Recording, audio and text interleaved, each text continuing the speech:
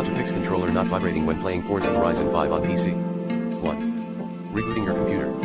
2. Check USB game controllers on your Windows. 2.1 Choose your controller in advanced USB game controller settings, if the preferred device option reads none. 2.2. Test run the vibration in Forza Horizon 5. 3. Check controller inputs. 3.1 Enable controller inputs in its property. 3.2. Enter, calibrate and complete the on-screen wizards. Note, you may reduce or increase the input value.